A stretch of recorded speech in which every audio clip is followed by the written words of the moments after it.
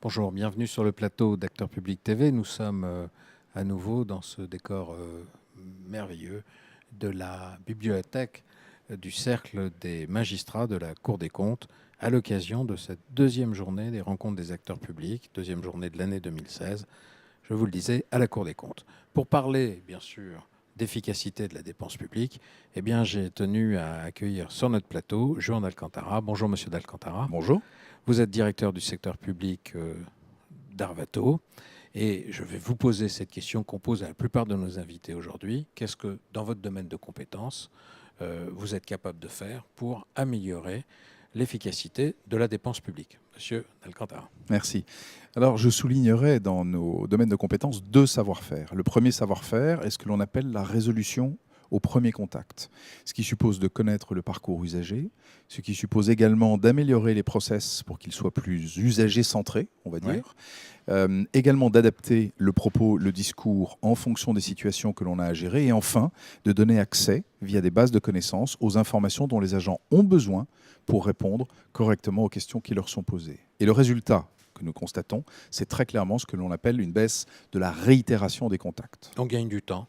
On gagne du temps, on gagne en efficacité et en satisfaction peut-être de l'usager aussi. Et bien évidemment, c'est au service de la satisfaction. Voilà. Donc on améliore la communication, on rend l'administration plus fluide, exactement, plus agile. Et alors, est-ce qu'on mesure, parce que vous dites on gagne, mais en fait, il faut absolument qu'on arrive, vous apportiez la preuve à l'administration du retour sur investissement, si on peut parler comme ça, du recours à des services tels que ceux que développe votre entreprise. Alors là, je vais m'appuyer sur le second savoir-faire. Le second savoir-faire, c'est l'accompagnement des usagers, des clients, à la digitalisation de la relation. Et en prenant l'exemple d'Engie. Pour Engie, nous accompagnons les clients finaux à la mise en place d'un compte sur Internet, au choix de l'option de la facturation en ligne, ce qui permet de ne plus envoyer du papier. Voilà un premier gain.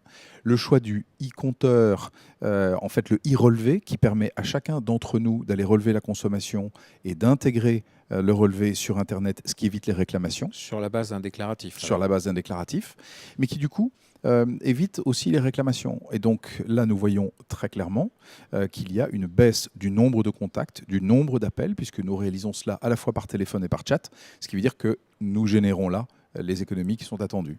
Alors, dans le secteur public, est-ce que vous avez un exemple aussi parlant que celui-là, dans lequel vous avez fait la démonstration que, en ayant recours à une entreprise comme la vôtre, qui aide d'ailleurs le secteur public à se transformer digitalement, vous dites qu'il faut, en fait, vous voulez accompagner jusqu'à l'autonomie vos clients?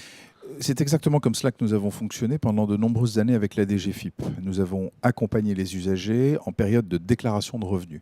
Et pour cela, en fait, la DGFiP donnait la possibilité de joindre des services qui, par téléphone, accompagnaient donc le contribuable dans la navigation sur Internet. Nous avons joué ce rôle modestement. Nous avons contribué, j'oserais dire, à ce que l'usage soit adopté.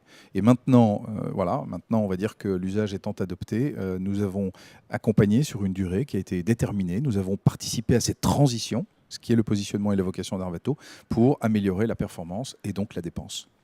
Vous organisez aussi, parce que dans cette relation client, moi je dis sans couture, mais en général on ne me comprend pas. C'est-à-dire que quand même un guichet d'administration a forcément une heure de fermeture, et puis il peut y avoir des besoins d'administrer après les heures de fermeture, pendant les jours fériés, etc.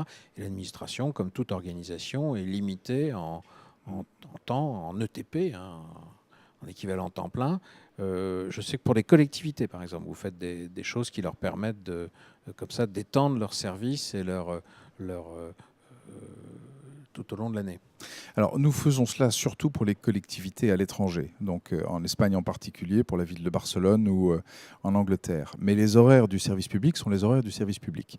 Donc, on ne peut pas, si je puis dire, les étendre au-delà de ce qui est, pour tout citoyen que nous sommes, les horaires qui sont convenus. En revanche, en période exceptionnelle, liée à des événements, qui peuvent être des crises, qui peuvent être des périodes typiquement de télédéclaration, oui, à ce moment-là, nous pouvons épauler épauler les services publics, qu'il s'agisse par exemple de services publics centraux ou même locaux, on va dire, territoriaux. Nous pouvons les épauler pour aller au-delà des horaires tels qu'ils sont prévus.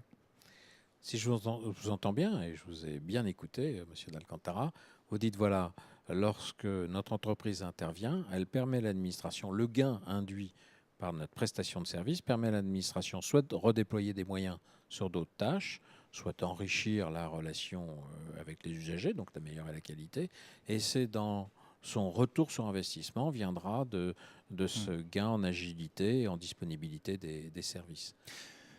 Tout à fait. En nous appuyant sur nous, en fait, on voit bien que l'objectif qui est poursuivi, c'est de dégager des marges de manœuvre et du temps pour que les agents puissent jouer pleinement leur rôle et exercer pleinement leur mission d'accompagnement et de conseil. À leur niveau de compétence et qui n'est pas toujours celui de faire remplir des déclarations, etc.